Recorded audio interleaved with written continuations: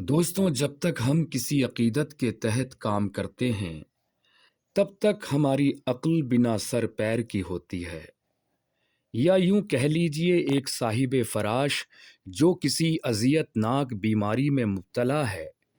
یوں تو وہ زندہ ہے، سب کچھ دیکھ بھی سکتا ہے، سن بھی سکتا ہے، لیکن چاہ کر بھی اٹھ نہیں سکتا۔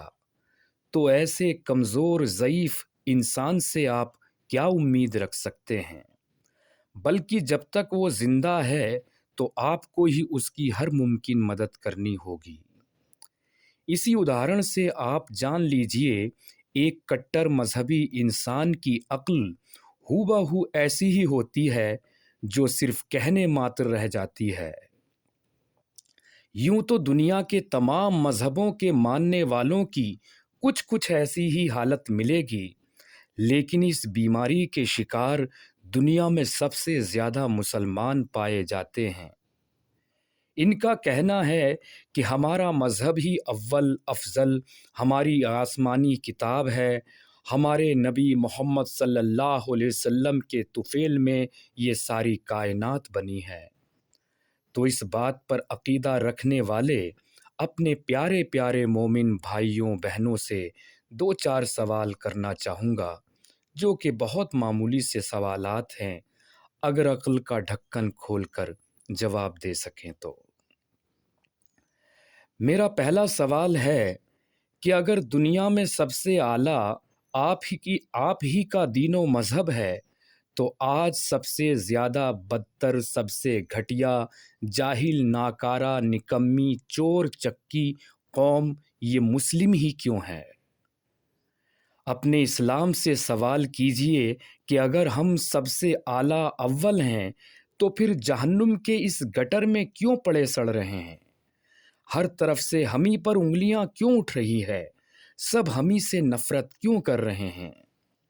میرا خیال ہے اگر آپ کی عقیدت میں ذرا سی بھی عقل کی رسائی ہو گئی تو پھر یہ بات کسی سے پوچھنے کی ضرورت ہی نہیں پڑے گی، خود ہی جان جاؤ گے کہ آج ہم اس حالت میں کیوں ہیں۔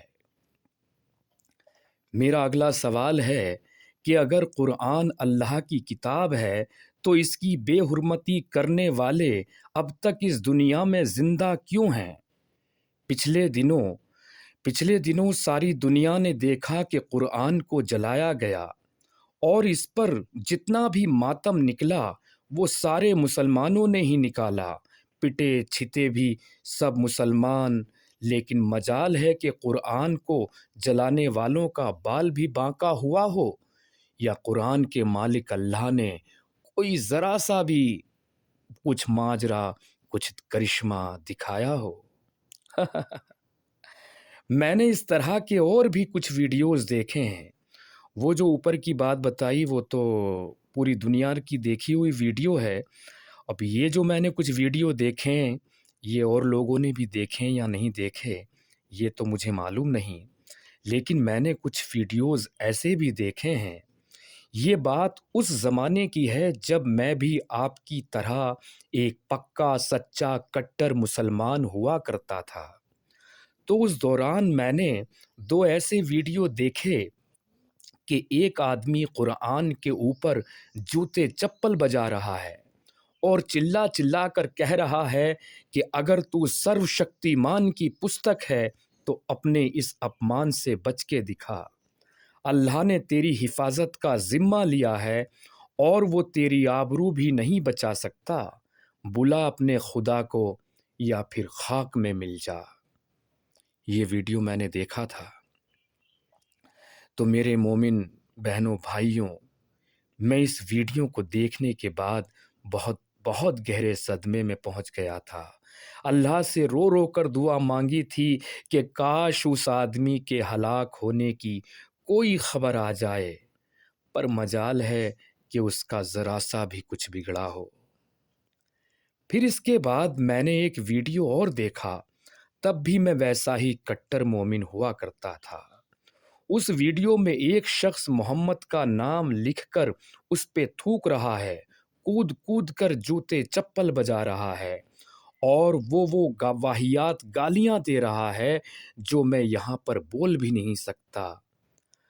اب یہ حسین کمال دیکھیے کہ آپ اب یہ حسین کمال دیکھیے آپ کہ جس کے صدقے، جس کے طفیل میں یہ ساری کائنات بنی، یہ سارا نظام وجود میں آیا، اللہ نے اس کی بے حرمتی کرنے والے شخص کو کچھ بھی نہیں کہا، ذرا سا رتی بھر بھی اس کا کچھ نہیں بگاڑا۔ اس ویڈیو کو دیکھ کر میں ان دنوں شدید بیمار پڑ گیا تھا، کیونکہ میں بھی بہت بہت کٹر عاشق رسول ہوا کرتا تھا ان دنوں، اور یقین تھا کہ اللہ اسے ضرور دکھائے گا۔ کوئی تو ایسی خبر آئے گی کہ اس کافر کا اتنا برا حشر ہوا ہے جسے کوئی سوچ بھی نہیں سکتا، اس کا اور کیا کہیں، اس کا بال بھی باںکا نہیں ہو سکا۔ کوئی ایسی خبر نہیں ملی جس سے دل کو تسکین، راحت، کوئی تسلی مل سکے کہ ہمارے محمد صلی اللہ علیہ وسلم کی بے حرمتی کرنے والے کا یہ حشر ہوا ہے۔ پھر میں نے ایک ویڈیو اور دیکھا کہ ایک مسلمان کو، یہ قرآن کے علاوہ تیسرا ویڈیو جو مجھے یاد آ گیا، کہ پھر میں نے ایک ویڈیو اور دیکھا جس میں ایک مسلمان کو مار مار کے سور کا گوشت کھلایا جا رہا ہے، لیکن اللہ اتنے پر بھی اس کی کوئی مدد کرنے نہیں آیا، اس کے مسلم ایمان کی ذرا سی بھی حفاظت نہیں کی، وہ ایمان جو مسلمانوں میں سب سے زیادہ اول افضل کہا جاتا ہے کہ ایمان والے ہی بخشے جائیں گے، باقی تو سب جہنم میں جائیں گے۔ وہ رو رو کر اس ایمان کی حفاظت کے لیے اللہ سے کہتا رہا، ان لوگوں سے بھی گڑ گڑا کر پیروں میں پڑ کر گزارش کرتا رہا کہ میرے ساتھ ایسا مت کرو۔ خیر وہ تو ظالم تھے، جلاد تھے، یا ان کے دل کو کوئی بات چبھی ہوئی تھی، یہ تو وہی جانے، لیکن اللہ نے اس انسان کی کوئی بھی مدد نہیں کی۔ خیر اس کو بھی چھوڑیے، جب ایک مسلمان لڑکی کی آبرو لٹتی ہے اور وہ کسی ظالم جلاد کے نیچے پڑی ہوئی رو رو کر چیخ چیخ کر کہتی ہے کہ یا اللہ بچا لے، یا اللہ مجھے بچا لے، تو بتاؤ عقل کے اندھے مسلمانوں، کیا اللہ نے آج تک اس کی حفاظت کی؟ کہنے کو وہ روز دنیا میں ان گنت فرشتے بھیجتا ہے، مگر کہنے کو روز دنیا میں ان گنت فرشتے بھیجتا ہے، اگر کوئی بیوی اپنے خاوند سے صحبت کے لیے منع کر دے تو 70 فرشتے رات بھر بیٹھ کر اس کو لعنت پہ لعنت بھیجتے رہتے ہیں۔ یعنی بلو فلم کا لائیو ٹیلی کاسٹ دیکھ سکتے ہیں پر کسی کی لٹتی ہوئی عصمت کو نہیں بچا سکتے۔ یہ ہے اسلامک فرشتے جن پر یقین رکھنا بھی ایمان کا ایک درجہ کہا گیا ہے۔ اور پچھلے دنوں تو پوری دنیا نے کھلی آنکھوں سے جی بھر کر دیکھا تھا کہ ایک ملک میں قرآن جلایا گیا، دوسرے میں محمد صاحب کا کارٹون بنایا گیا، اس پر جتنا بھی ماتم تھا سب مسلمانوں نے ہی کیا، لیکن اللہ نے ان کا کچھ بھی نہیں بگاڑا، کوئی بال باںکا نہیں کیا، بلکہ غصائی پبلک نے پھر محمد صاحب کے وہ کارٹون پورے فرانس کی دیواروں پر چپکا دیے۔ اب بتاؤ بے عقلوں کہ اس پر بھی تمہارے اللہ نے کیا کیا؟ کیا اللہ نے کسی بھی شخص کا کچھ بگاڑا؟ وہ نبی، وہ رسول جس کے صدقے میں سارا جہان بنا، اور وہ اسی کی آبرو سلامت نہ رکھ سکا۔ تو مومنوں یہ اوقات ہے تمہارے اللہ، تمہارے قرآن، تمہارے فرشتوں کی، اس لیے اگر ذرا سی بھی عقل رکھتے ہو تو اب آخرت کا نام مت لینا کہ اللہ انہیں مرنے کے بعد عذاب دے گا، کیونکہ اگر سزا مرنے کے بعد ہی ملتی تو پھر کرائم اتنے بڑھ جاتے کہ اس دنیا میں انصاف نام کی کوئی چیز ہی نہ ہوتی، اور نہ تم اسلام کے دشمن ہم جیسے کافروں مشرکوں کے لیے رو رو کر چلا چلا کر بد دعائیں دے رہے ہوتے۔ یہاں تم سے بس اتنا سا سوال ہے کہ جو اللہ اپنے قرآن کی بے عزتی بے حرمتی کرنے والوں کا کچھ نہیں بگاڑ سکتا، تو پھر وہ قرآن اللہ کا کیسے ہوا؟ اور وہ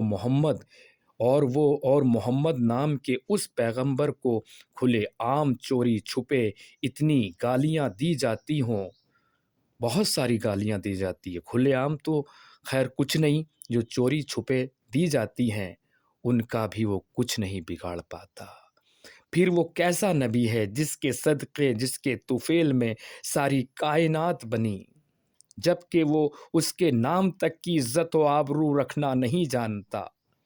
ایک عصمت لٹتی ہوئی کمسن بیوہ بیمار مومنہ رو رو کر چاہے جتنی فریاد کر لے، اللہ اس کی نقطہ برابر بھی مدد نہیں کر سکتا، تو پھر بتاؤ اسلام کدھر سے اول کدھر سے افضل ہے؟ سوچو میرے پیارے پیارے مومن بہنوں بھائیوں، تم جنہیں کافر کہتے ہو انہی کے ٹکڑوں پر پل رہے ہو۔ اگر زمین سے تیل نہ نکلا ہوتا تو آج تمہارے عربی ملکوں کے پاس کھانے کو بھی نہ ہوتا، بلکہ بھیک بھی نہیں مل رہی ہوتی۔ جن غیر اسلامک لوگوں کے بنا تم سانس بھی نہیں لے سکتے، وہ جہنم میں جائیں گے اور تم جنت میں۔ واہ، کیسا اسلام ہے یہ تمہارا، جس نے تمہارا پیدا ہونا ہی ایک کلنک ایک گالی جیسا بنا دیا۔ اور یقین مانو جس دن تم نے اس مذہب کو چھوڑ دیا، دنیا کی ترقی یافتہ قوموں میں تمہارا بھی ایک نام درج ہو جائے گا۔ فی الحال تو بس یہی کہوں گا کہ ہم جیسے بھی کافر مشرک الٹے سیدھے آڑے ٹیڑھے ہیں، بس ہمیں ہمارے حال پر چھوڑ دو۔ ہمیں جاہلوں کی اس جماعت کے ساتھ جنت میں بالکل بھی نہیں جانا۔ اور مجھے سننے والے دوستوں، سپورٹ کے لیے بس اتنا ہی کہوں گا، جتنا بھی ہو سکے میری یہ ریکارڈنگ مسلمانوں تک بھیج دیا کریں، کیونکہ میں آپ سے بتا نہیں سکتا کہ مجھے ایک ایک ریکارڈنگ کرنے میں کتنی محنت کرنی پڑتی ہے۔ پورا دن اسی انتظار میں گزر جاتا ہے کہ تب گھر والے جائیں گے، کب میں یہ ریکارڈنگ کروں گا، کیونکہ آپ سمجھ سکتے ہیں سب کے سامنے تو ہو بھی نہیں سکتی۔ اور جیسے ہی ریکارڈنگ کمپلیٹ ہونے والی تھی، پتہ چلا کہ کوئی آ گیا، اور بیچ میں 2-4 جگہ جو بھٹکا ہوں تو وہ بھی ایک دم سے اندیشہ ہوا کہ شاید کوئی آ گیا۔ خیر بہرحال محنت کی تو کوئی بات نہیں ہے، محنت اچھی چیز ہے، کرنی چاہیے۔ بس آپ لوگ یہ ویڈیوز مومنوں کو بھیج دیا کریں تو سمجھوں گا کہ میری محنت سود سہت وصول ہو گئی ہے۔ بہت بہت شکریہ، بہت بہت شکریہ آپ سبھی کا۔